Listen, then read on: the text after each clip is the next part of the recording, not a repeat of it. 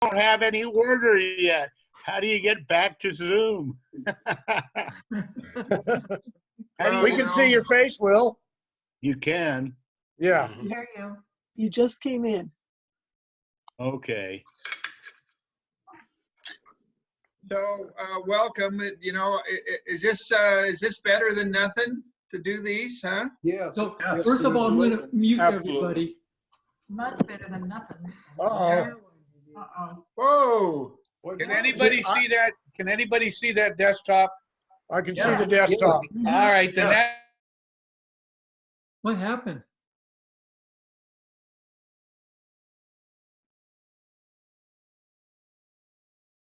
So Will, if that's you, you need to press the, either unmute or press the space bar.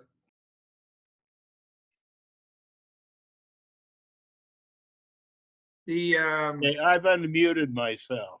okay. Okay. And I'm unmuted. The welcome. So this is our second attempt to deal with hunkering down and sheltering in place and still being Westerners together and being edified and interested by an interesting chat tonight. If you have any suggestions, let us know. Thank goodness for once to have some new technology that we can actually do this with. Otherwise, we'd all be missing out this evening. Last month, as those of you who were present know, we had Greg Thompson, or watched it afterwards because we recorded. We had Greg Thompson talk about Brigham Madsen, one of the legendary original members of Utah Westerners. Tonight we're going to have Will Bagley talk about Harold Schindler, likewise a legendary original Utah Westerner who was there when it was formed on December 7th, 1967. Next month, we're going to go back to sort of a more traditional thing.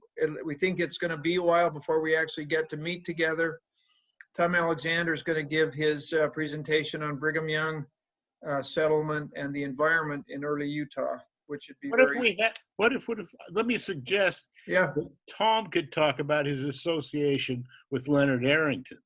Well, no, absolutely. We're not. This is not the last presentation we're going to have on this. Right now, we got Alexander coming in. We're going to start going with the things we have scheduled for the.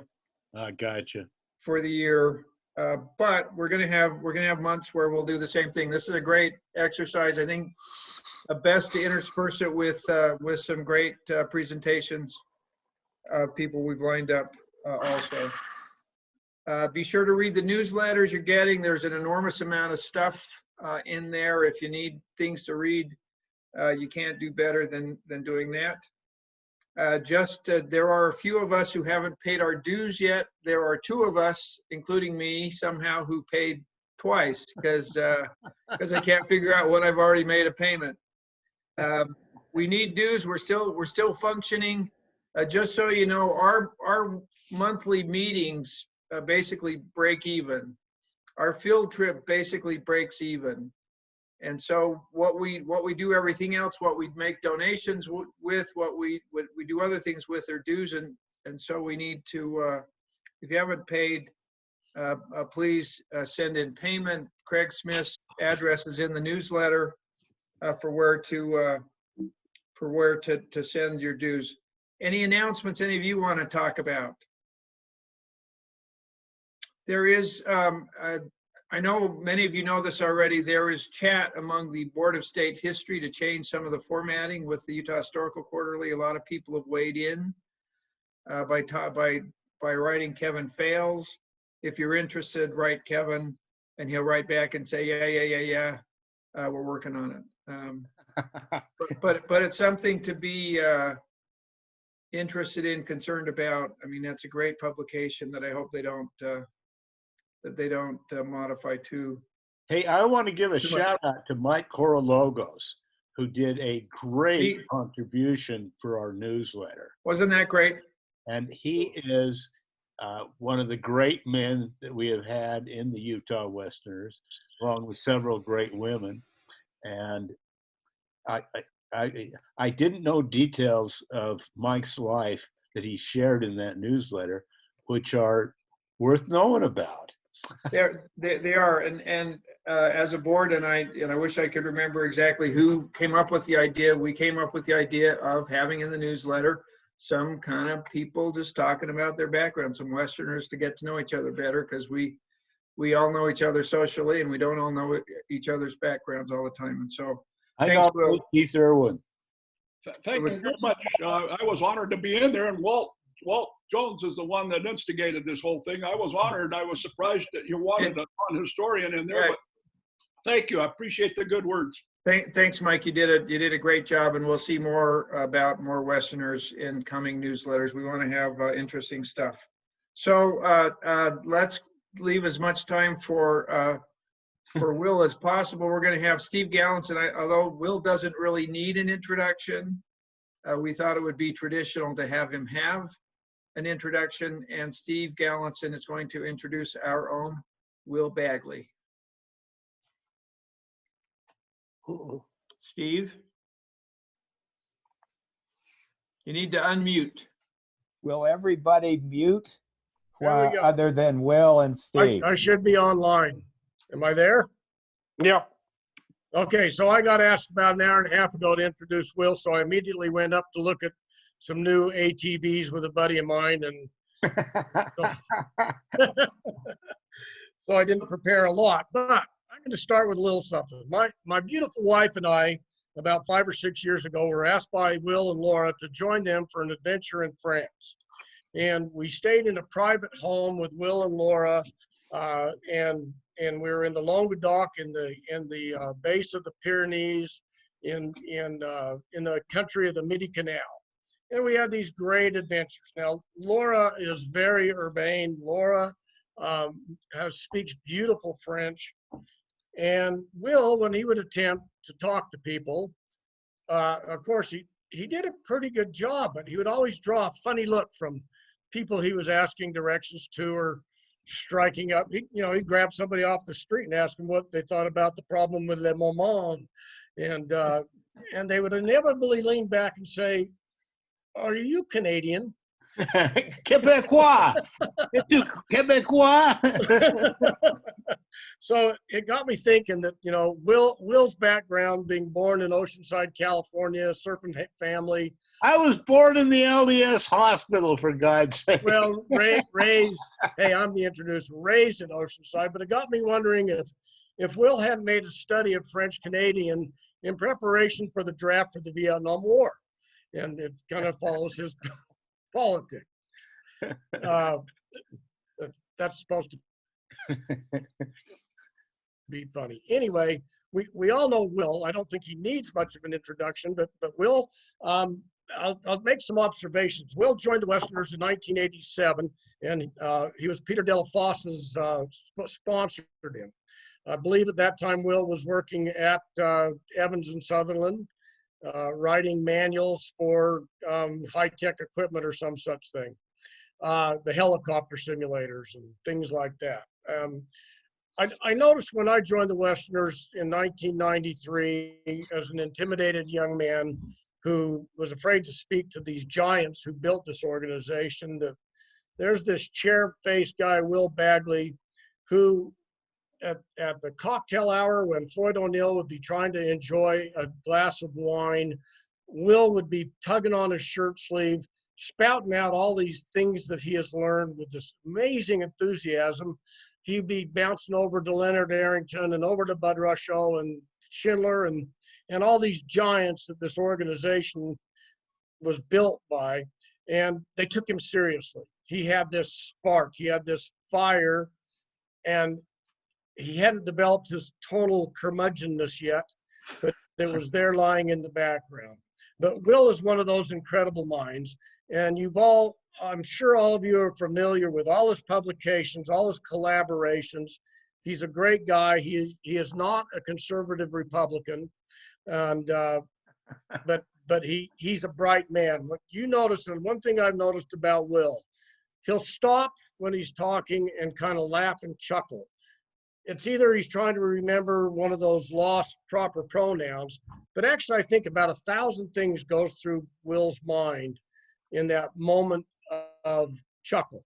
Will is a special person, a great guy, and he's a dear friend, and you couldn't ask for a better friend, and that's all I'm going to say. Thanks, Steve. Okay, I've decided that the way to not let the bear get you when you're doing public speaking is to write out a good, solid introduction, and then write out a good, solid conclusion, and wing everything else. So what was happening that would draw German immigrants to Utah, to the homeland, or actually at that time, their Vaterland, in 1936?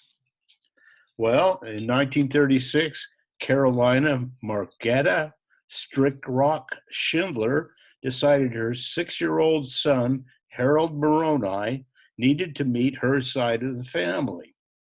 Her husband, Moroni Helaman Nephi Schindler, booked tickets aboard the SS Bremen to their homeland.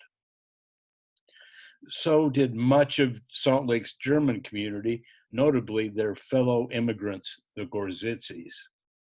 Their sons, Hal and Vern, were already friends and had the time of their young lives sailing on the Bremen. Each got a sailor's cap, which Vern remembers as being more like a beret, and they had dinner at the captain's table, and they had an unbaked Alaska apparently for dessert.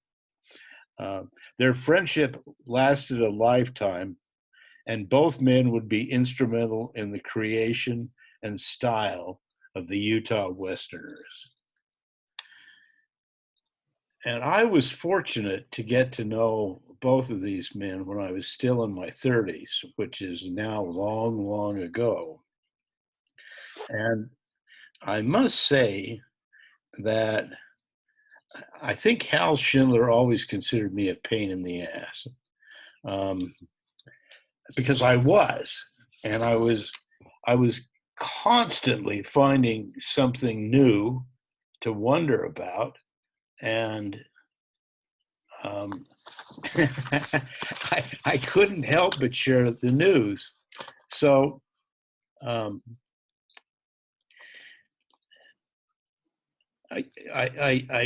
think I got under the skin of Schindler more than I did impressing him. And Vern told me yesterday that we used to gather for lunch, and the Utah Westerners had these great lunch gatherings. But at this time, we were meeting in a pretty dingy little donut shop on 33rd South. And Vern said Schindler would look out the window and see me coming up the road, and he'd say, "There's that Bagley again. He's looking for the answer to something," which may or may not be true. Okay. Now,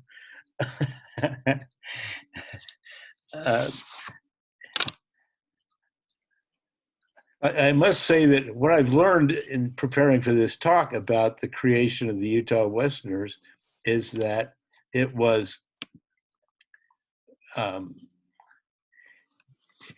largely an amalgamation of Hal's friends, because it included a bunch of really powerful executive Utahns, but it also included a whole bunch of members of the Holiday Gun Club.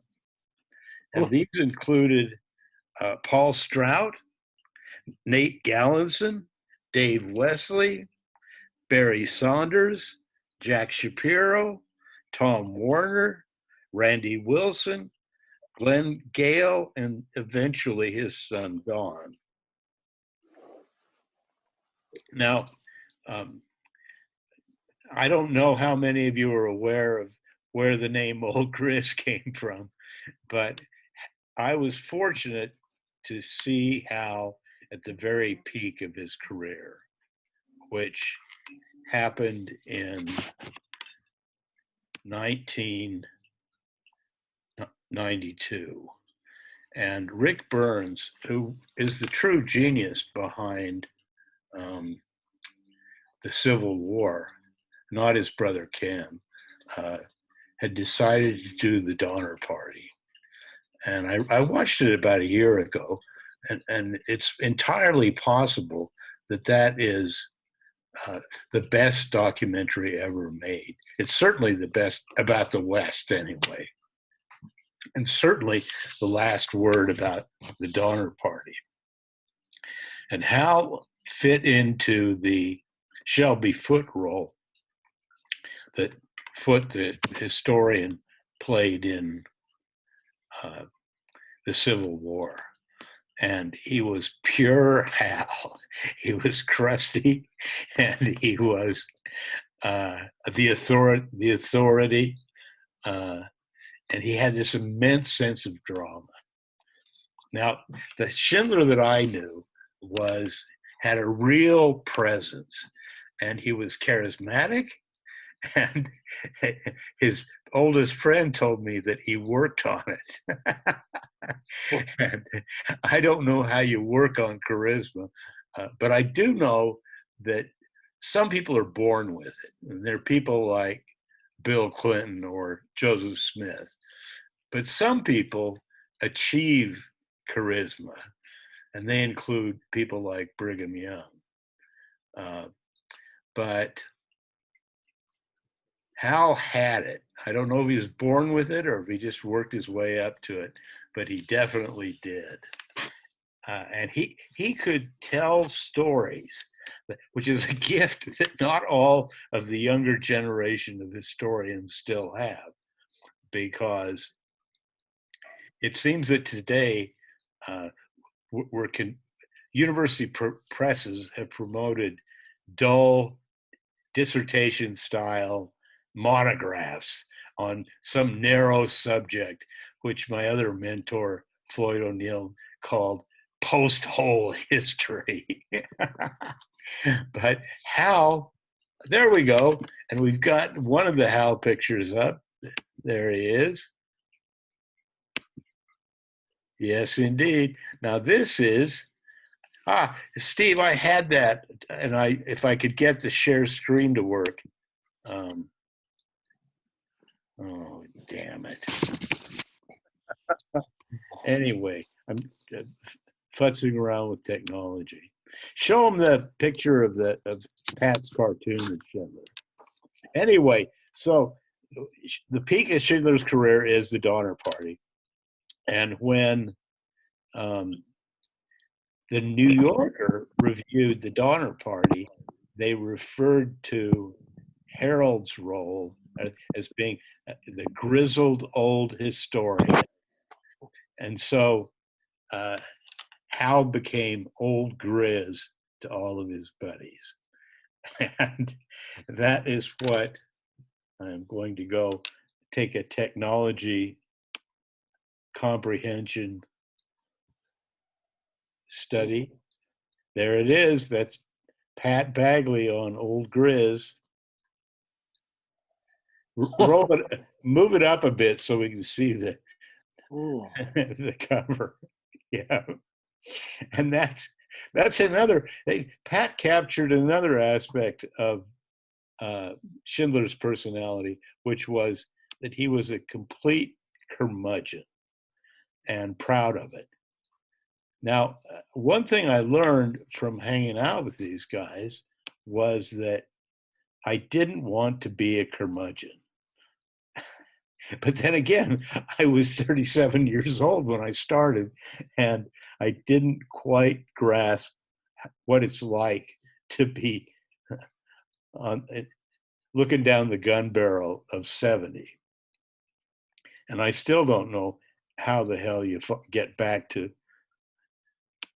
Zoom once you've left it. Oh, man, oh, man.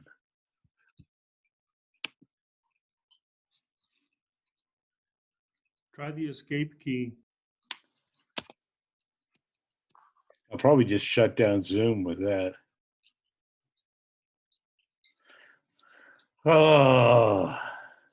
Just We'll try the Zoom button.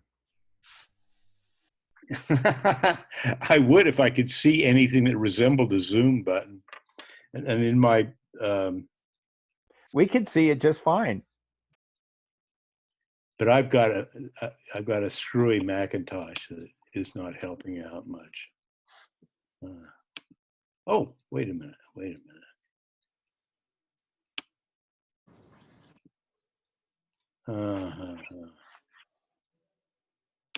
Try moving the pointer. It should pop up along the bottom of the screen. Oh, yeah. Let's hope. Okay.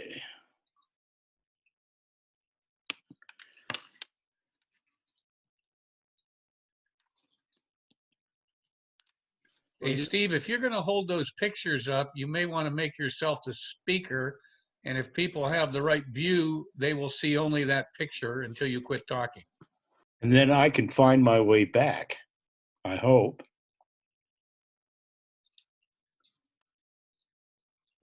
I couldn't pick up those earlier ones.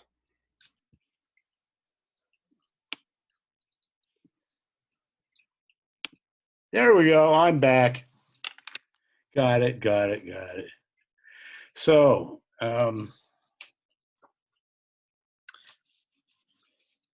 now, many of the memories I have of Hal are really joyful, and we had a lot of fun together.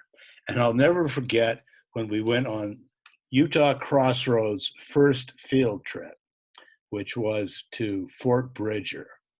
And Hal, of course, was the world's best expert on Jim Bridger and the path of the Mormons from Salt Lake. But in this case, Dave Bigler, who had just created the Crossroads chapter, had invited Lamar. What was Lamar's name? Jess Peterson, do you remember? Lamar Barrett. Lamar Barrett, yes, indeed. And Lamar was a true Mormon character. He was a BYU professor, and he began talking about how he loved to pick up iron-stained rocks, wheel rocks, and that he had a whole basement full of wheel rocks, which is a bit of a desecration. No, it's a big desecration. And now that Lamar has gone on to his celestial awards, I'm sure nobody in the world will be able to figure out what the hell those rocks are. And certainly nobody's going to know where they came from. But Hal really popped his cork when Lamar turned to him and called on Brother Schindler to address the group. Anyway, it was the associations of getting into the Utah Westerners, being admitted, and having being able to share the company and the wisdom of these colorful human beings. And they spent a lot of time working to make sure that I could, that I would be able to pick up something from them. And I hope that I did. Now, one thing we all shared was a devoted love and devotion to Dale L. Morgan, who is probably Utah's greatest Western historian. Utah's produced better historians like Jared Farmer, but the stories of Utah and the history of the West really hasn't seen a better chronicler or narrator than Dale Morgan. And Hal actually captured a picture of Dale Morgan wielding mill builder. The Historical Society had a crate, a trunk that was owned by a Nauvoo Legion captain, and his name escapes me at the moment. But in the trunk was his sword. And so Hal handed the sword to Dale Morgan, and Dale Morgan took a pose of fencing pose. And it was absolutely wonderful. And recently, the former librarian at Southern Utah University, Richard Saunders, has finally completed his biography of Morgan. And it will be a joy to read. I've printed it out. It's on my pile. I'm working my way down to it. But it presents all of Morgan and all of his complexity. And his life story is, I find personally, heartbreaking. And he was such a gifted and generous and kind man. And he was so limited by circumstances, most of which was a handicap that he received because of a public health problem, which was deafened by meningitis at the age of 14. Now, these are all happy memories. I remember one time that we had a speaker not show up for his commitment in the Westerners, and it was September 1988.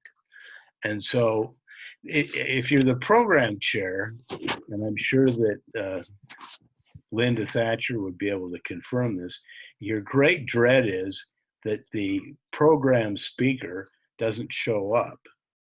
But in this case, we didn't have any problem because we called on Hal Schindler, and Hal stepped up to the plate and very eloquently and fluidly told us the captivating story of Idaho Bill.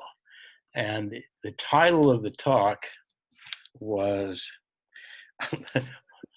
in September 1988, was John D. Lee snookered? And he was indeed snookered by a pretty cheap Western criminal who convinced him that he was Charlie Fancher. Now, I'd always had a memory of that, but when I finally got around to writing about William Sloan, which was the character's real name, I'd forgotten much of what Hal said and what Hal could remember. Now, there was also a crucial crisis, the Westerners' Civil War. Greg, my thinking is this vote happened in 1985 or so. Maybe it was 84, but it was a couple of years before. It might have been a couple of years later.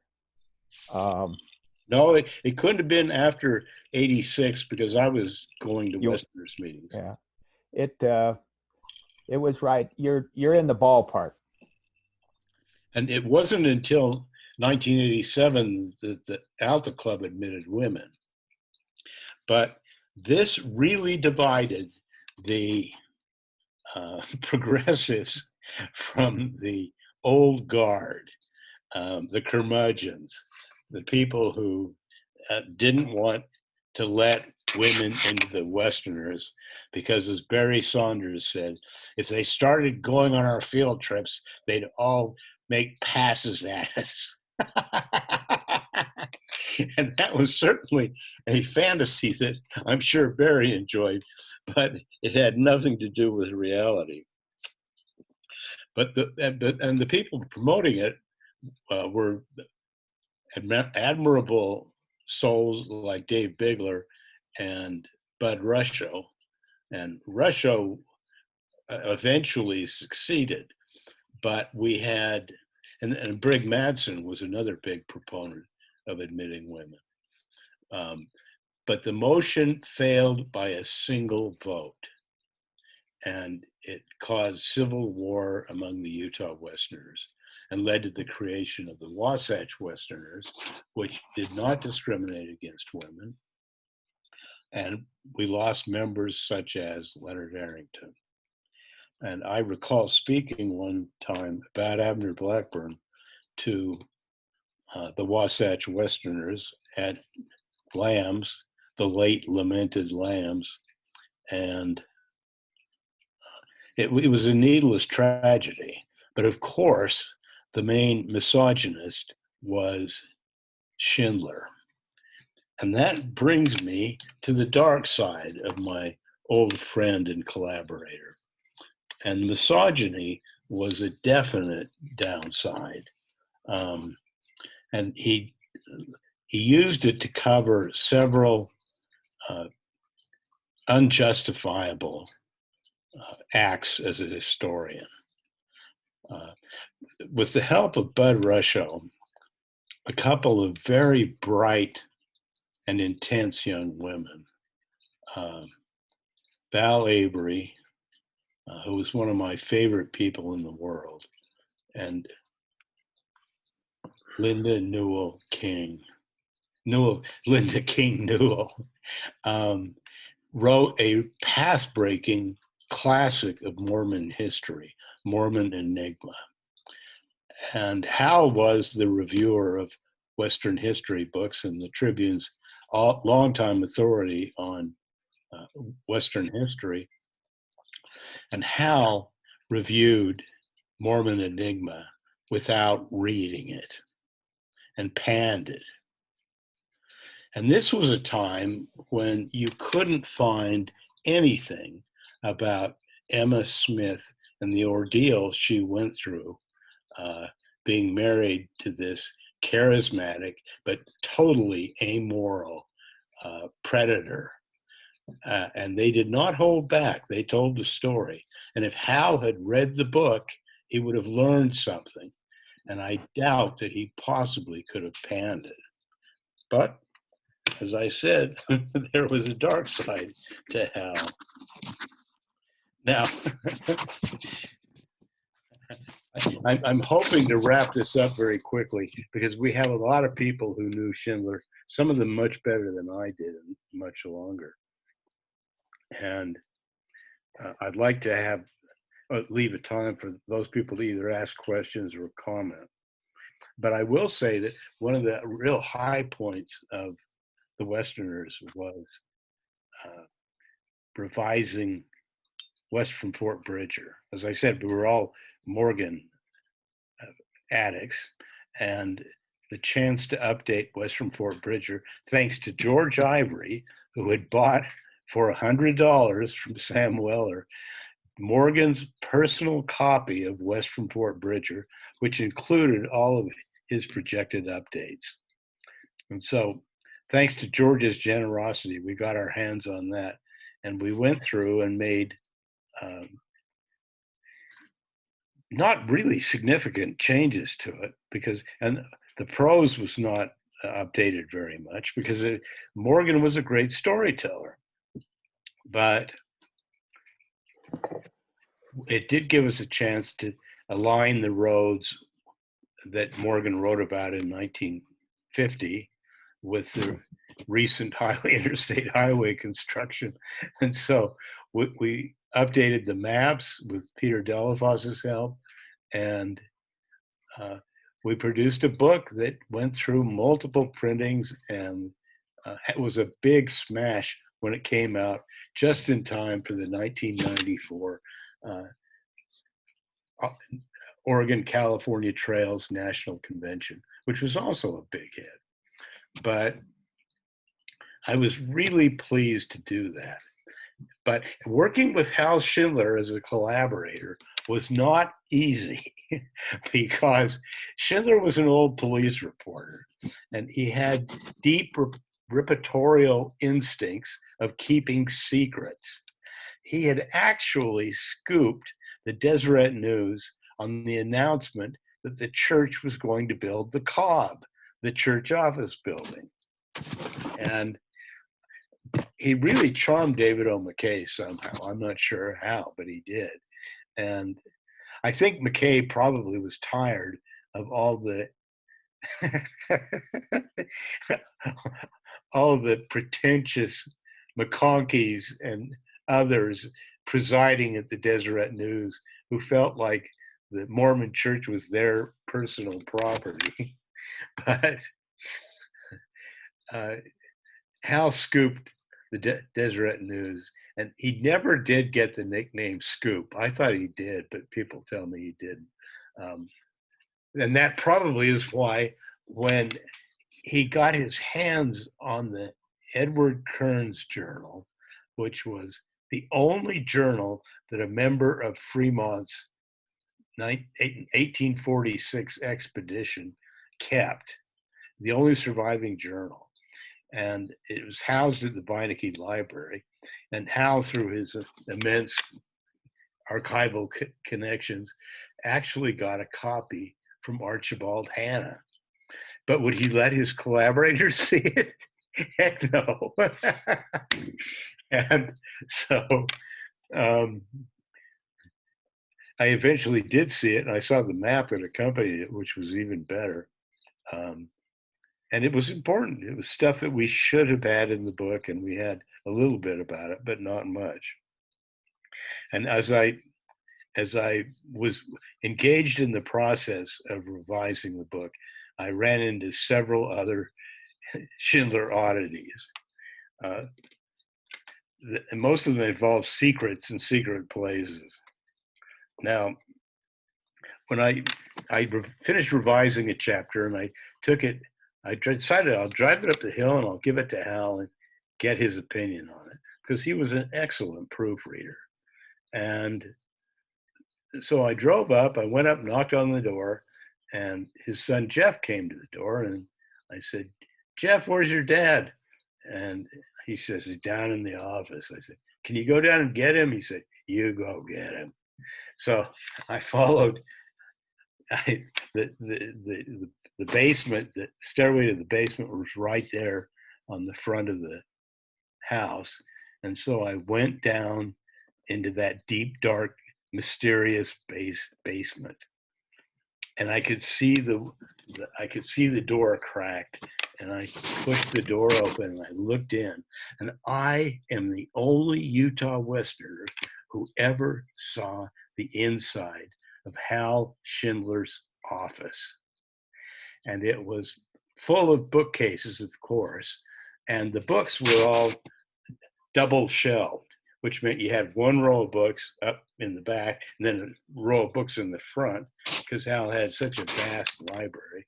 And there was all kinds of memorabilia and trinkets and stuff that Hal had picked up throughout his life, all over the place. Lots of bows and arrows and firearms, and Hal was a devoted firearm addict.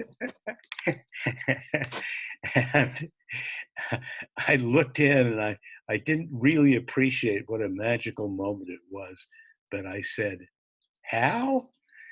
And Hal bolted upright, stood up, rushed over, threw me out of the office, and said, "Don't ever do that again."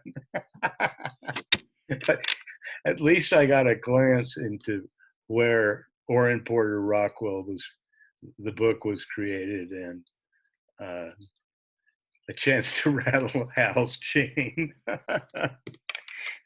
Now, okay, as I said, I was probably more of a pain in the ass to Schindler than anything else. And he really didn't like to make mistakes. And if you're going to be a historian, you better get used to making mistakes, because we're generally operating from a limited set of evidence. And maybe when we're dead and gone, we'll be able to see all the evidence that's out there, and all the secrets that are being held will be revealed. But we're really detectives, and we're really simply trying to put together the past from random pieces, and some of them have been hidden from us, and some of them have been destroyed. But Hal really wanted to get the right of it. And I think in many ways he did. But with Porter Rockwell, he ran into a character that really ultimately defeated him. Now, if there is a young historian out there who wants a groundbreaking opportunity, it is to write a new biography of Porter Rockwell with access to all the newly open sources. And Schindler didn't want to do that. He wanted to keep what he had created as his great publishing legacy, which was Orrin Porter Rockwell, man of God, son of thunder. But he once told me that he thought that the bloody disaster that was that entailed the Aiken murders made Rockwell a complete alcoholic. And there's no doubt that Rockwell was an alcoholic. There's plenty of evidence of that. But I think that status as an alcoholic probably reached back at least into Nauvoo. And it was more the psychopathic nature of many of his murders, which were, when you get down to it, you can't avoid the fact that in many ways, Rockwell was a terrorist. He was the main killer for a crime gang. And the other way to look at this, I think, and get a balanced view is to consider the career of Bill Hickman, who was never known as Wild Bill, but who was another psychopath who worked for the same old boss. And it was hard on Schindler to face those facts. His best friend and colleague, David Bagley, revealed those facts relentlessly. And ever since he'd finished revising his first version of Orrin Porter Rockwell, which I hadn't really noticed until recently, but if you look at it, every time Rockwell kills a white man, Hal justifies it. But when Rockwell goes out and starts stacking up native bodies like cordwood, it's all just fine. They're just red men and savages. And that is an element of Hal's a view of the West that simply isn't credible. But we are what we are, and if you write much, you're going to leave a record, and that's what you're going to be judged by. And the other element of of what puzzled me was David Bigler wrote Forgotten Kingdom as a tribute to his friend and a newspaperman, Thales Luke, Trevor Luke. And I can't remember. If Bob Carter was here, he could set me straight. But Luke was a journalist, publisher of the Provo Herald, and he gave a lecture to the Chicago Westerners, which he didn't call Forgotten Kingdom, but that was the theme of what it was. It was a history of Utah that has been completely obliterated and forgotten by the 1980s. And Schindler wrote the book to explain Utah to new arrivals, and he did a brilliant job at it. And Hal once explained to me how hard it was for him to write anything and how much time it took, but it appears ever effortless, and it's engaging, and he's a captivating writer. And so was Hal when he got rolling on it. But yeah, of course, all writers have to write to an audience, and some of us patronize the audiences more than others do. But I had I think it was at that donut shop that Vern was telling me about, that somebody asked me what caused the Utah War. And so I ran down all the causes outlined in David Bigler's Forgotten Kingdom. And then I turned to Hal and I said, Hal, isn't that what caused the Utah War? And Hal goes, no. I said, well, Hal, what then caused the Utah War? And he said, you can read my book. I said, well, Hal, we've been hearing about your book ever since before I joined the Westerners. And why don't you just give me your chapter on what caused the Utah War? And he said, I haven't written it yet. And at that point, I knew that we would never see a Utah War history from Hal Schindler. But I recall one Utah Westerners meeting where Hal Schindler did not appear. And for most of his years at the Westerners, he was the eternal vice president. And the vice president then did the same thing the vice president today does, which is manage the book raffle and comment on upcoming events and all the rest. And it just sent a pall through the entire crowd. All of us, I think, were thinking the same thought, which is, what happened to Hal? And we all thought there's only one thing that could keep Hal from the Utah Westerners, and that's having his defective heart catch up with him. But nope, it turns out, Greg, do you remember that night when Schindler didn't show up? I do. Do you remember? Yeah, describe it accurately. Correctly. But it turns out that Hal, like a lot of us old dudes, simply forgot about the meeting. And Laura and I did that quite recently, and it's just the nature of being alive. Now, Hal was also an imposing human being, and he could be intimidating, but he was not a physical specimen. He was skinny as can be. He did not eat well. He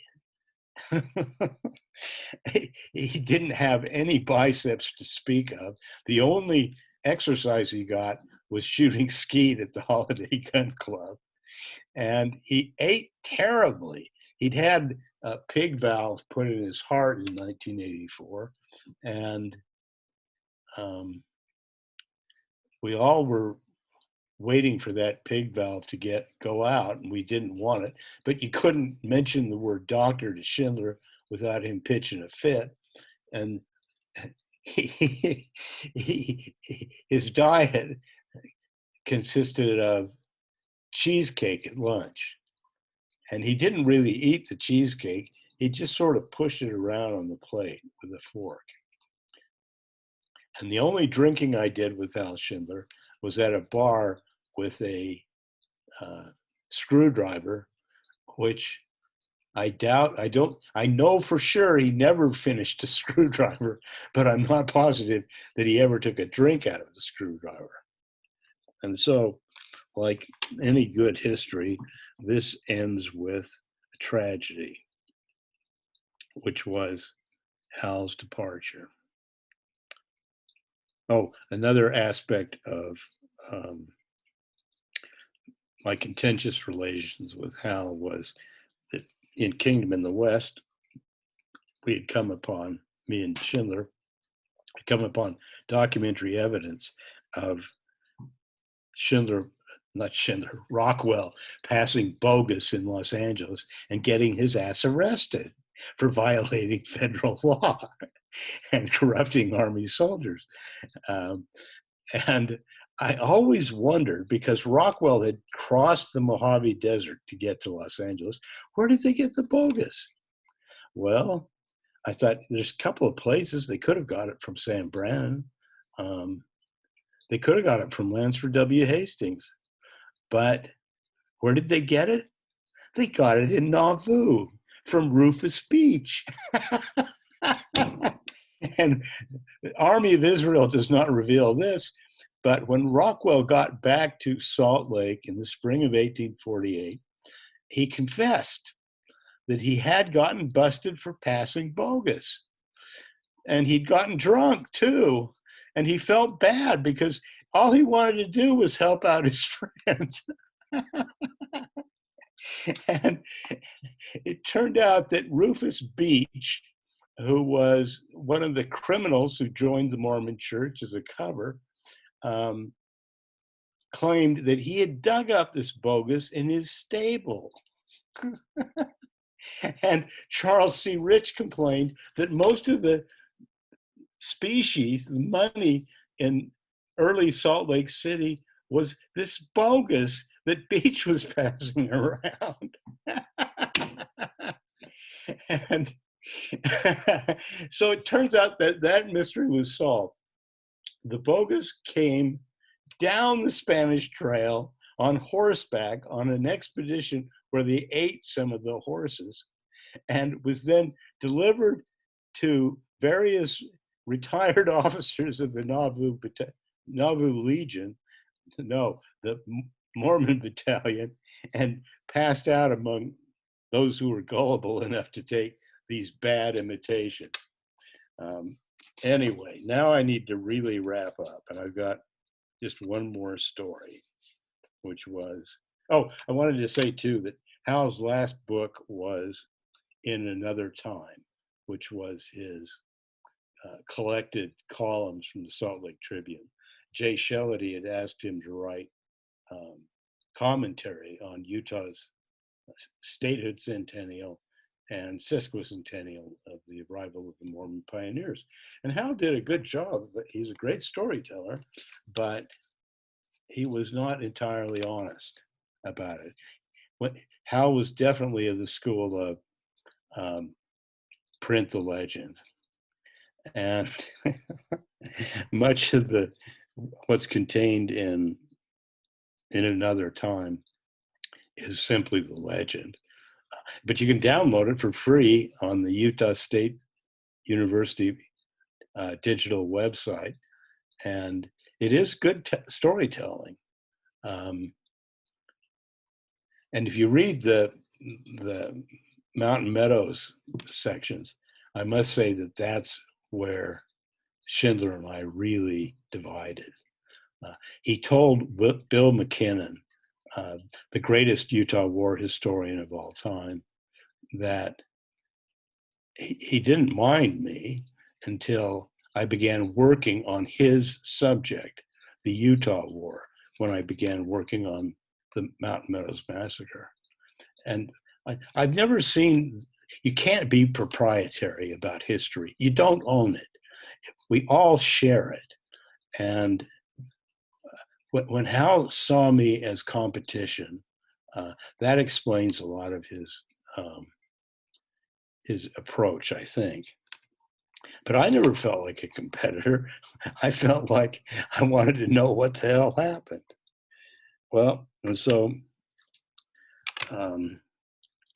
thanks to the genius of Jack Gallivan, who invested the Tribune Retirement Fund in cable TV, specifically John Malone's TCI, many of the Tribune longtime employees retired as millionaires, and this included Hal Schindler. So when he died in the shower, preparing to go to the Utah State Historical Society, several events happened. One was that his widow, Bonnie, called the publisher of the Salt Lake Tribune, Dominic Welch, and said she didn't think that she had the money to bury Hal Schindler. And when I heard that story, it broke my heart, because how could you do that to your wife? Couldn't he have shared the joy and the accomplishment and the pleasures that come with a couple of $1 million, or at least the security? Now, I must say, this is my concluding story. Hal's wife, Bonnie, was a total mystery to his friends. He never spoke about her, and rumor had it she had some sort of awful, debilitating disease that precluded her from socializing. And at the time, we had ladies' night, and we would bring the wives to the Westerners and share the Alta Club with them, and all these other sexist traditions. But we never saw Mrs. Schindler. And he began bringing his daughter Carolyn, who's quite charming, but Bonnie was the mystery of Hal's life. I can't recall why, but several years after Hal died, I made an appointment, along with artist Partial, to see Bonnie Schindler one evening. Now, it was both shocking and delightful, because it was shocking because the Bonnie Schindler I met was charming and smart and well-spoken and a lot of fun to be with. And I could not make that jive with the behavior of my problematic old friend. And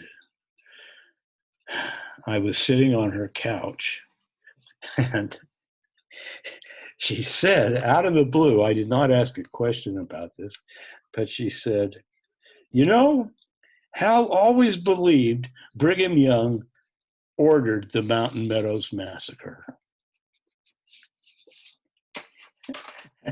He could have knocked me over with a feather.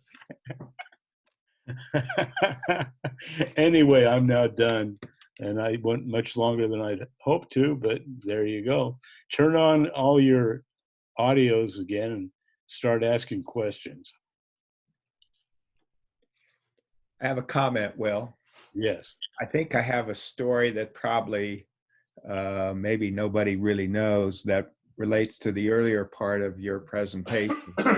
And that is, Hal Schindler was, as you said, a very good friend of Dale Morgan's, and was really perturbed that Dale's papers had gone to the Bancroft and had been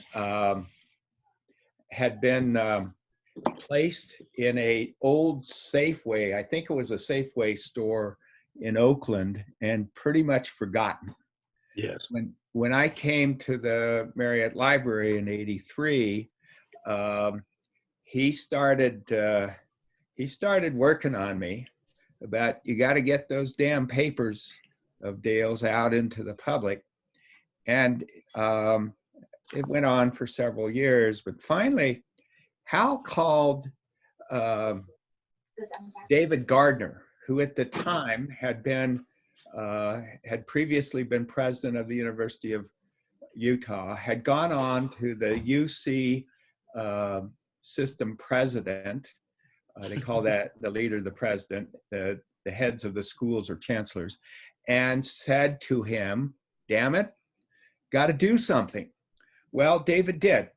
He called Rosenthal, who then was dean of the library system at UC Berkeley, and Rosenthal called Dr. James Hart, the grand old man who ran special collections, ran the Bancroft, and was a wonderful individual. And lo and behold, I got a call from Gardner. And so that started a series of discussions, and Roger Hanson, then director of the Marriott Library, and I went down to meet the individual James Hart, Dr. James Hart, in person, and I drafted a proposal to provide funding to help catalog Dale Morgan's papers.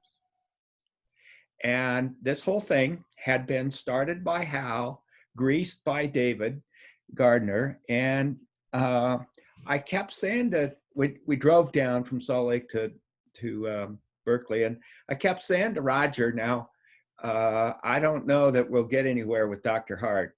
We're kind of small minor league here going into these circles. and we walked into Dr. Hart's office in the old, before they remodeled the Bancroft. He was the most gracious individual, and you would have thought that we were on the same level with he and his colleagues, and the Bancroft wasn't true. And so we worked out a deal, and the deal went like this. Gardner got the Eccles Foundation to fund the Bancroft to pay for the curatorial efforts in organizing Dale's papers. And the wonderful George Smith gave the Marriott Library funding to microfilm all of the papers. The Bancroft agreed to allow that to happen. And Roger had a good friend who was in the micro filming business in Berkeley. And we went off and cut a deal with him. So the 64 rolls of Dale Morgan's papers that you sometimes use in the Marriott Library or down at the Bancroft are the product of Hal Schindler, Raising Hell. Exactly. And it's that stole many Sundays from me, but chaining me to a microfilm. But it made me a historian because I now knew how the fur trade and the early Western settlement worked through the brilliant mind of Dale Morgan. So I'll never forget how in that, I have one more, I'll take a few minutes, one more story that I didn't get in last time, but the other activity that Hal helped to shape had to do with the Bear River Massacre. And I used to meet Hal on Saturday mornings for coffee, usually over at the Foothill Plaza, and we would talk endlessly. And Hal was contacted by a amateur dealer out of Eureka, California, who had in his possession a short diary and a wonderful map of the military movement of Patrick Connor's buddies against the Shoshone peoples at Bear River. Wonderful piece. He wanted to trade it for something on Fort Douglas, a good military document of some type. And Hal called me up, and God, I looked everywhere. I was all over the place trying to come up with something and couldn't. I got a hold of Ken Sanders and I said, Ken, what can you put together? And ultimately, this is a case where I was too damn cheap to put enough money on the table. Hal came up with the item to trade, and he the deal was that he was going to then sell it to Sanders, and I would buy it from Sanders and put it in the collection. Now, you know, Will, looking in the door of Hal's office, probably what happened. I got Brig Matson to write an article for the Quarterly, the Utah State Historical Quarterly, and have printed both the diary, the map, and his editorial comments. Hal died before we got the whole deal done. And so the original to all this sits in that office somewhere and never has come out. How many years ago since he died, Will? 96. Yeah. And I've tried and tried and failed. And but Greg, that article was credited to Hal. It's said to be his last publication. Is that Brig did that? That might be right. I may not. I may have that wrong because I talked to Brig because Brig had just recently published his work on Connors. Yeah. Which is, anyway, it was. So we had this. We had this discussion to get it going, and you know how he could procrastinate with the best of them. But it got it.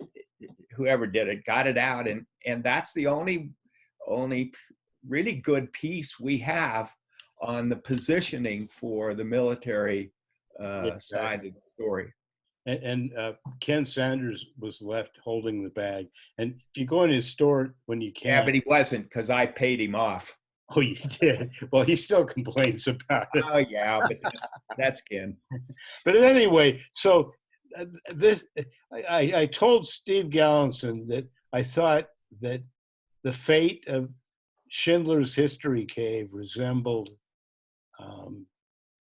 the tomb of Tutankhamun, because there was when what's his name, Howard somebody discovered the tomb had been robbed and then resealed, but the guys who resealed it left all this crap out in front, and they had to move all that out of the way, and then they very meticulously broke the seals, and they breathed air that hadn't been breathed in 3,000 years.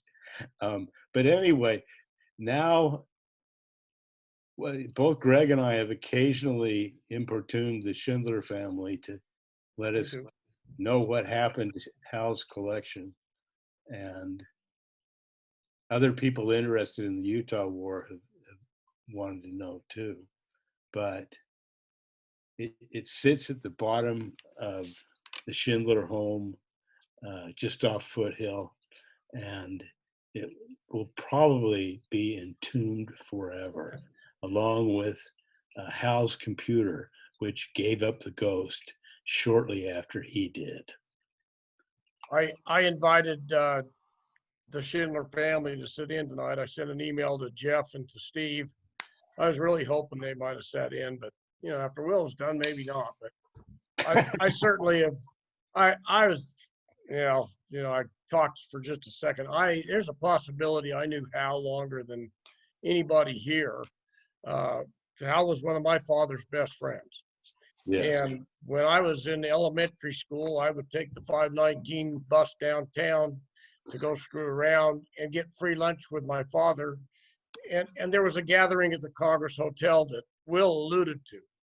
And to me, Hal Schindler would pontificate. It's the best word for it. But you had, but the cast of characters, it was what became so many Utah Westerners: Jack Shapiro, Jim Smith, Glenn Gale, Wally Hoffman, Dick Sorensen, and later Barry Saunders and Dave Wesley.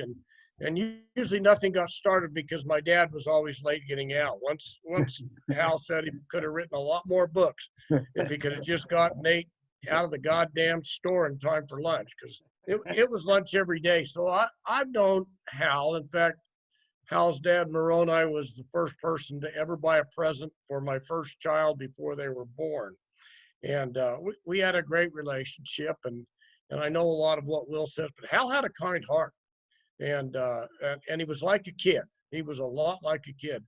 When I came into the Utah Westerners, there was always that moment, and Greg Thompson will remember, and DeFay and Kirk Bench, but you would have a speaker, and then when they were done, Steve Mattson can relate to this, a speaker would be done, and then they had to face Bigler, Rusho, Schindler, Leonard Arrington, David Miller, Brick Mattson, and before that, I wasn't there when Greg Crampton was a member, but it was daunting. So there would be a moment of silence. Any questions?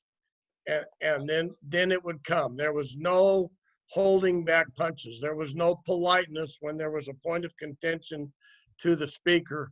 It is something that I really, Will carries on that tradition because he has that knowledge, but not as successfully. It's a mere imitation. Were we a contentious bunch? Schindler was probably the ringleader of the Utah Westerners being contentious, and it's a good thing. Steve, did Hal's crowd fire a cannon in the dining room of the Congress Hotel? That I don't know. I would doubt it. Story I heard. Is there any, Greg Thompson, did you ever go to the Congress Hotel for lunch? I didn't. I was the Red Apple. That was my You were a lot later in life. I mean, I used to ride my Stingray bike down there to go to lunch. Dad would buy me breaded veal cutlets, you know, that was pretty cool. But I'd like to hear Steve Matson's thoughts because he saw that. He's muted. You're muted, Steve. Steve, you got to unmute yourself. Hey, while we're waiting for Steve, can you hear me? Yes. I just have something really quick to say, and I've got a jet, but Okay. I wanted to say that Hal, oh, sorry, Steve, I see you now. He always took me under his wing. He was always kind, not above some humor, but he called my department, the rare book department at Deseret Book when I was there, the gathering place, because there'd be so many intellectuals and historians that would gather there. And I've always tried to do that at my store ever since. But he also asked me to review the books, to take over that for him in the Utah Westerners. And so I've been doing it since the mid 90s. And I enjoy it. So speaking of books, I happen to have one of the ones that Will talked about, the new edition of the West from Fort Bridger, that I've got a copy. This will be in lieu of my giving it away at the meeting. If somebody wants it, the first one to contact us here at Benchmark Books, if you just send enough $5 for shipping, or if you want to come pick it up, you won't have to do that.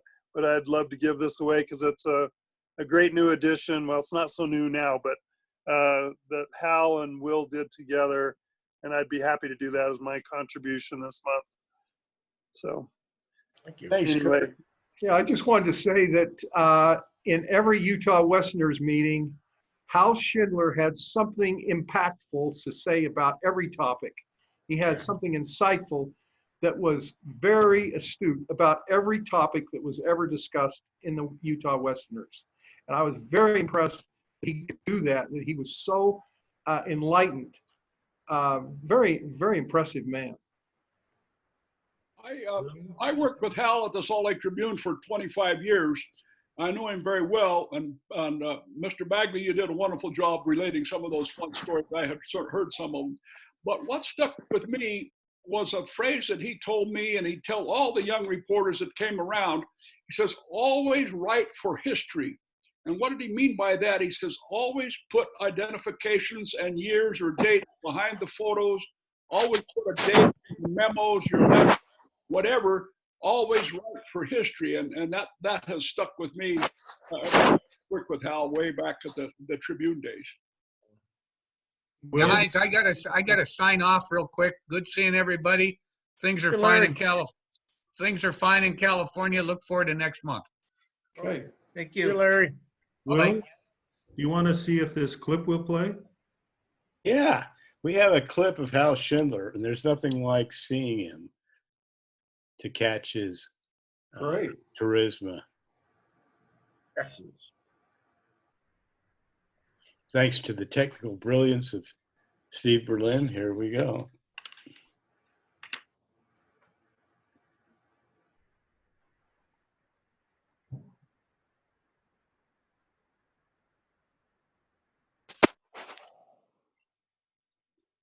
Yeah, hear what he's saying. Anybody read lips? He's talking about Porter Rockwell.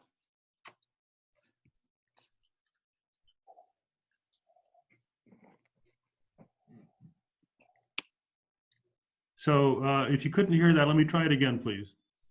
Yeah, be cool.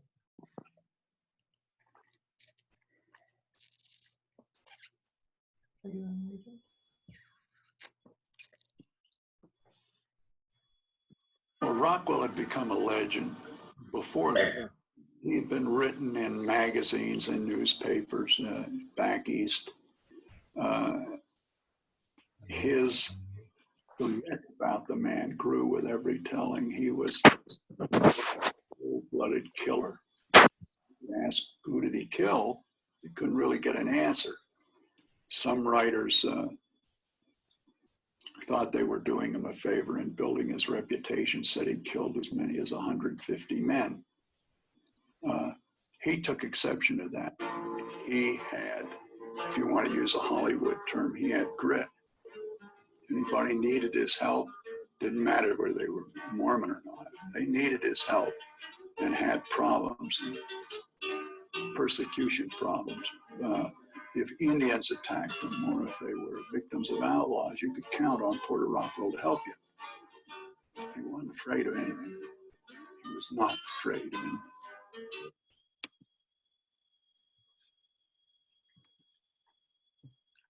Nice to hear his voice. That was wonderful. Yeah, like yesterday. All the people that Joseph had around him, Porter Rockwell, no doubt, was Joseph Smith's closest personal bodyguard. He even looked the part.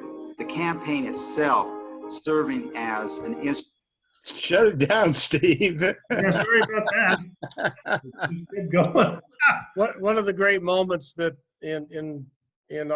about Hal was a Renaissance man in his attitude towards the environment, and on field trips that were in the front of the bus, you know, you're being led by Dave Bigler and Hal Schindler and Bud Ruscho. They didn't need guides like I had to put together because they knew all this crap and they could tell you. But we're in Douglas, Arizona, and we're going by the great blue pit, the copper mine. And Bigler's narrating about Douglas or Safford, whatever town it was. And there's the blue pit right next to the highway. Bisbee. And, you know, and Bigler just goes on about what a wonderful thing that is. And Schindler just blew up. And, you know, and they're in the front of the bus just going back and forth. And, you know, it wasn't quite to blows, but it was like damn near. And no, the punches were never held. It was just great stuff. You just can't put that on an act. No, you can't. Yeah. And I actually watched the look on Harold's face as me and Dave Wesley and his son Jeff jumped out of the back of the pickup truck, and Harold was in the back of the pickup truck in Winnemucca, Nevada, to go have a cocktail at the Cat House. And Harold said he was going to go in and have a cocktail with us, but he chickened out and he watched his son disappear into this den of iniquity for a cocktail. So he chickened out.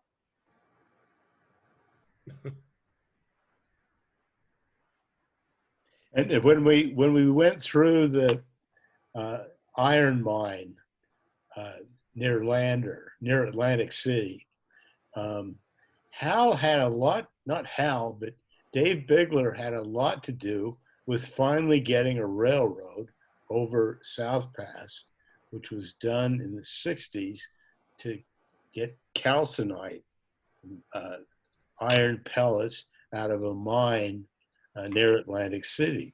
Tragonite. And I think it always made Hal feel guilty, which is why he went on to work with not Hal, but Dave, went on to work with the Oregon, California trails. But Schindler began commenting on the beauty of the Iron Lake mine. And I was sitting next to Bigler and I could see the slow boil begin. Hey, Will, you never talked about, and I don't know, what was Hal's training? Was he trained as a historian or a journalist? He's got a degree? Where'd he go to school? He once said to me, he said, I thought you went to the University of Utah. And I said, no, I didn't. He said, neither did I. And he had no academic credentials. And he had actually learned writing at the Salt Lake Tribune, starting as a copy boy. Oh. And yep, that's right. Learn by doing.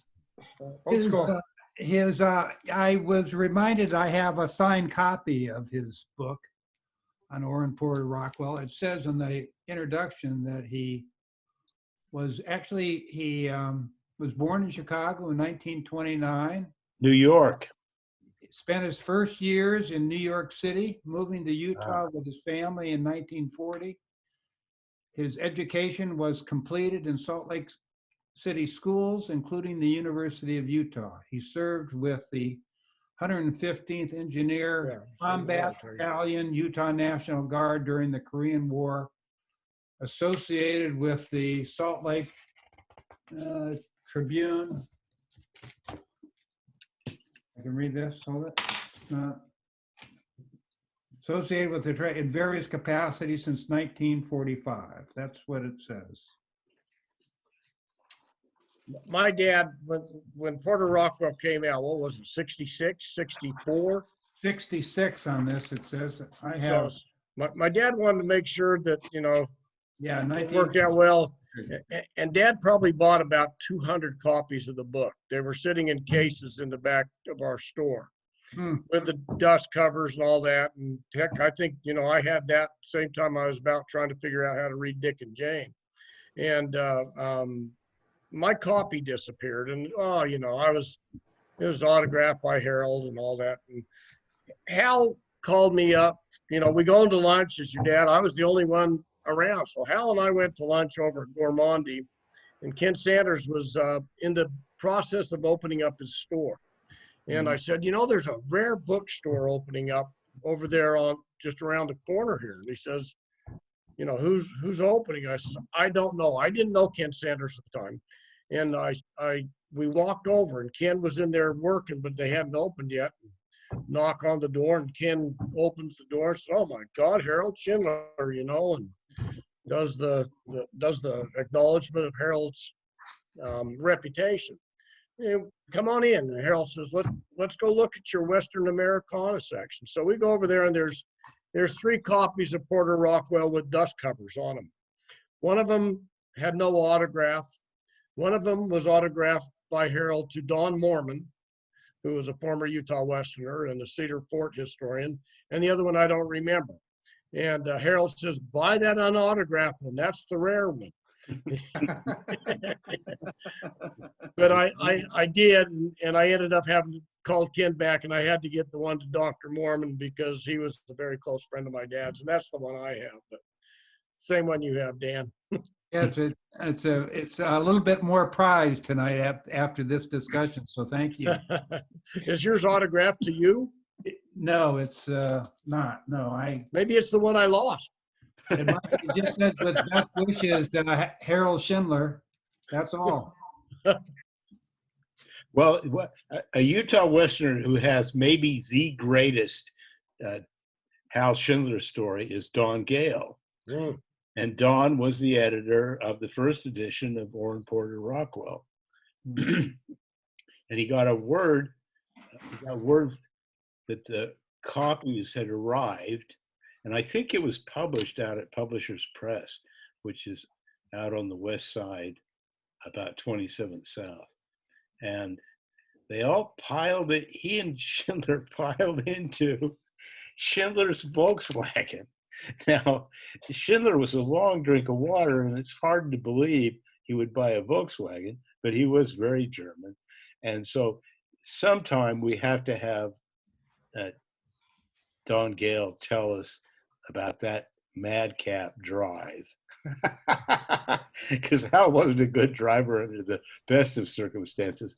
But while he was paging through his first book, he was no kind of driver. I will tell real quick too about Hal's father, Moroni. I had coffee with him every morning in the summer when I was working downtown through most of my young life. And he was a grand gentleman. He was built nothing like Harold. He was 5'6" and probably 200 pounds. Thick German accent, and he was I think his official position in retirement was curator at the Pioneer Park up at when it was off of 2700 South there. He worked for Sorensen. And where was I going with this? Anyway, Moroni took a challenge when he was like 60 some odd years old to see if he could shoot targets. And Moroni became the grandfather of what they called bench rest shooting, which was to build rifles that would shoot one-hole targets at 100 yards. And they called themselves the Rocking Chair Club. So, and Moroni went on to win, after he was, I think, 65, honestly, a lot of huge awards in shooting, both small bore and large bore. And I think that's how the Gallison family got hooked up with the Schindler family, and how Harold might have got interested in, well, I'm sure that's how Harold got interested in shooting, because Harold was a gun club rat. Like some people are gym rats, Harold was a gun club rat. And I went up to sight in my rifle one day for the deer hunt up to Holiday Gun Club, and you had to drive past the clubhouse and over a little patch of desert, and there's Harold. And he's standing next to the road, and he's stopping. Stop! Stop! Okay, what's going on? He comes over the window and says, Dave Wesley's shooting his bowling ball mortar, and you can't go there because that bowling ball is going to come screaming off that mountain. So he's stopping all this traffic. It's the week before the deer hunt, and all of a sudden, boom! You know, there goes this bowling ball up about 4,000 feet, and hits the side of the mountain, comes rolling down with about 100 yards of Harold and I. And Harold looks at me and says, wasn't that the most fantastic thing you've ever seen? Charlie might have been there, but this is when it didn't even have a trunnion on it. He was just putting it in the dirt. It was bowling ball mortar #1. So Harold had that childish fascination all through his life. Charlie, you must have a good Harold Schindler story. Unmute yourself. Charles there? Yep.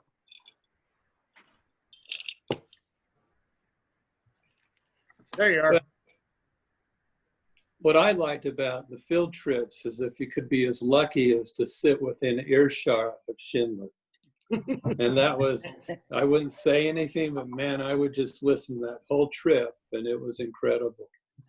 And I remember too the look on a speaker's eyes at the end of a meeting when Schindler would ask a question, because I'd have to dig pretty deep to give him a good answer. Yeah. My first Westerners meeting I went to was when you, Steve, talked about Fort Union. Oh, yeah, that's right. And I lived about a half a mile from Fort Union, and I never knew why that street was called that until that meeting. And I knew I'd be a Westerner after I went to that first meeting.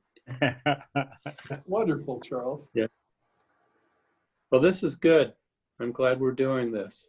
Yeah. It's kind of a highlight of the month. The drinks are cheap. Yeah. It's dinner. Yeah, we're saving a lot of money lately. This has been great. Will, you did a wonderful job. Thanks everyone for the wonderful contributions. Be sure to mark your calendars for next month with Tom Alexander come talking about Brigham Young. And you want to stick around? You maybe one comment. I don't know if any of you saw, but Naoma got her buffalo finally positioned up, but this is the place that she had Michael Coleman commissioned, and it's in place now. Donna put some pictures on board, and it's quite need to go see that. Yeah. Thank you, Steve. Yeah. Not this is the place, but a golden spike. Golden Yeah. Yeah. Well, I'd like to take a minute and thank everybody for going to the effort of putting this together. It's a crazy, crazy time we live in, and it's delightful to see all your faces. Thank you. Thank you. Thank you. Thank you, Mark. Thank you, Will. Thanks, Will. Have a good evening. And thank you. Thank you. That's all. For showing up. Thanks, Will. Thanks, everyone. Back next month. See ya. Bye-bye. See ya. Bye-bye. Bye. So long.